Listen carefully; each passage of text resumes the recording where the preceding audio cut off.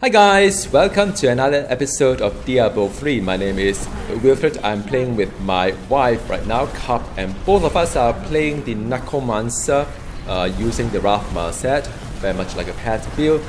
This is graded with 85, so it's not really that high in a lot of very high power player standard, but it is rather interestingly challenging. Usually we do a little bit of high level graded rift to gain a fair bit of XP for our Paragon, and hopefully there are some nice gear that drop and so on and so forth. After all, this is a loot game.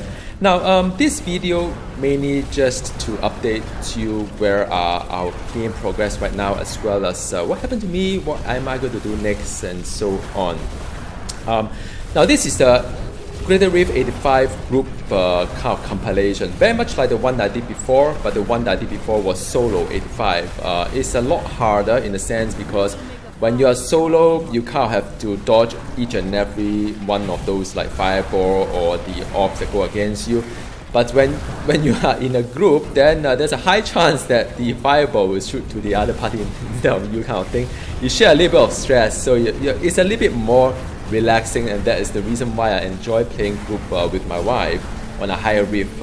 And another thing is that the scaling is not really double in terms of the mob's health or damage output. So when you are in a team, if both of us are more or less the same kind of level, you're supposed to gain time.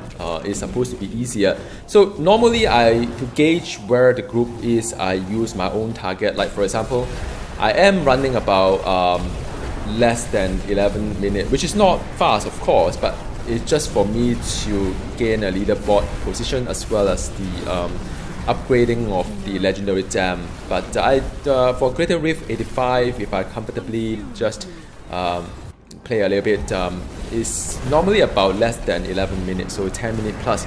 But when I'm with my wife, then we can do about 8 minutes plus. So all in all, there is some gain in time, of course, but there will be time whereby the map is just so terrible that both of us just can't do it that fast. But we can still finish it within the 15 minutes time, sometime with a couple of minutes left, and that is really good enough. The whole idea is just to get a chance to do a gem upgrade, as well as the getting the XP as well. So that is the whole fun of it. We did try to go in as a clan, so previously we tried to pick another two guys up, and 4 of us went in trying to do 85 because I've done 80 solo, which is kind of okay. So I thought with more people, then I should be able to do better as a group in terms of the Greater Rift level, but it didn't work out as a clan. So 4 of us kind of like we managed to clear the boss, but it was beyond for 15-minute timer. So it is a little bit unfortunate.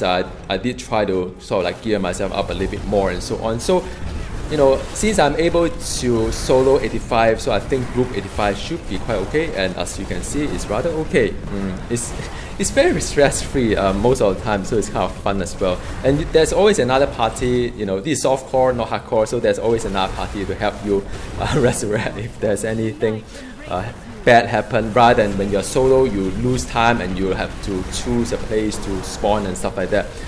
So the challenge as solo, of course, is there as well.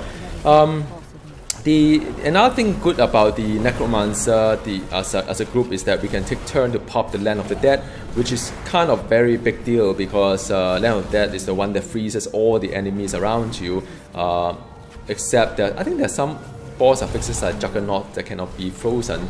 But all in all, it helps you to sort of like stabilize the situation and very quickly gain the essence to pop the mages. And so if 2 of us can take turn, and since my wife is just next to me, I can just like shout across and say, okay, your turn or my turn.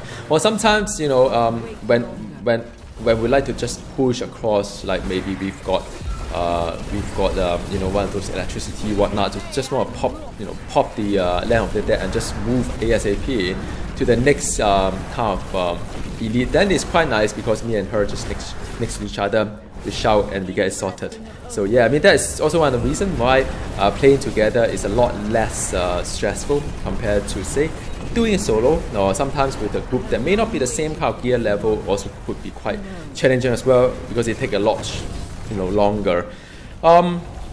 Now I've got some like kind of comments in the YouTube channel. It's always nice to hear what you guys think about the game and what I'm doing, so on and so forth. I think some of you may feel that the game is rather dead for you, that I'm a little bit too late in joining the party in some sense.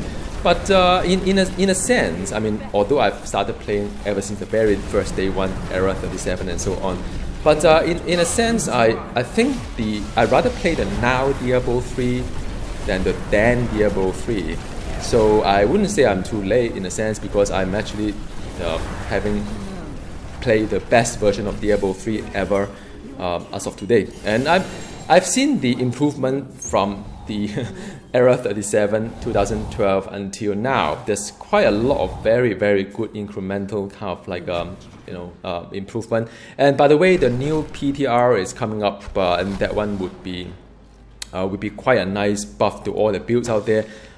So I'm really happy that Blizzard is taking the time to buff everybody rather than nerf like Necromancer to make the rest of the build looks good. Which I think with the kind of Infinity, not Infinity, but it's like with the kind of like Greater Rift that can go as high as you can. There's really no need to nerf things that people enjoy. I think that is really really nice in some sense, and I'm kind of a little bit tired of people telling me that, well, Necromancer is easy mode and stuff like that. Well, it is not that easy, to be honest, especially for someone who's as casual as I am, only 100 odd hours with the Necromancer. If you see other people on the leaderboard, they spend a lot of time like crafting for the Primal Ancient on their slot. I mean, in no way I have that kind of time commitment, so I'm really casual on that, and I'm rather happy that when the rest of the classes also get buffed up. So yeah, I mean, it's all fair game, it's all fair play in that sense. So I mean, just to conclude, I kind of really like and glad that I'm playing the Diablo 3 now rather than in the past. As for Path of Exile, I think quite a number of you asked me if I am playing the Path of Exile, because with the 3.0, the chapter 5 all the way to 10 being added into the game, it's a big deal, of course. And also new mechanic, the God's power and stuff like that. I think it would be very, very interesting, no doubt. The only thing is that I'm still trying to wrap up the season for the Diablo 3. There's still quite a few things I would like to accomplish, not just for myself, but for my wife as well. That sort of set me back the progress in Path of Exile starting time. Now, the Path of Exile, the Humbringer is going to end sometime in end November. So by right, even if I go in now, I should have enough time to do something meaningful. But then the other reality is that there's Destiny 2 as well, which is coming up in PC soon. I think sometime in October. Now, I'm more or less quite decided that I will be playing some kind of like Destiny 2 as well. So I'm not entirely sure if I have time for so many games running around, because my work also quite demanding these days. I hardly have energy when I go back home to play. Now, the difference between the Diablo 3 and the Path of Exile is that in Path of Exile you really need to research well. You really need to think through what you want to do with your character as you build the character forward. Versus Diablo 3 is not easy, but at least I know what I need to what kind of direction I'm getting, what kind of gap that I need to close, and so on and so forth. So I am not that stressed up with Diablo 3, although the gameplay could be challenging. But as for the Path of Exile, I still haven't really got a build. I haven't found a build, at least from some of the channels that I've been watching in YouTube, that I really would call it like, yeah, I mean, like the Eye Crush Slayer, or the Essence Drain Scion long time ago. When I look at those builds, I say, yeah, I would like to play that because it's so cool. So far, I haven't really found one that seems to make me like go wow. And I think maybe for Path of Exile, it take them a season or two for people to find some really kind of like nice and build that I can relate to. I find fun. So I don't know, never say never, but looks like I may need to miss this latest season. My apologies if those of you who like me to do something about that, right? Now, what I'm going to do next for Diablo 3 is that, just a little bit of progress update. I've augmented one of the Ancient Rain with the 87 rank Legendary Gem, and that kind of wrapped me up in around 1.5 million kind of DPS, which is kind of nice.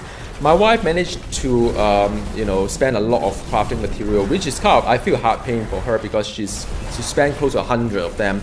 Only have one ancient for her weapon. So, but you know, all in all, you know, the luck wasn't that good. But with the ancient, she actually get the DPS from 900k plus to about 1.1k, which is a big deal, of course. It's a huge kind of like a buff for her. So she could do 75 Critical Rift solo rather comfortably. So I would presume with her gear, she can probably do 80 solo herself. I'm not quite sure, but I think rather, yeah.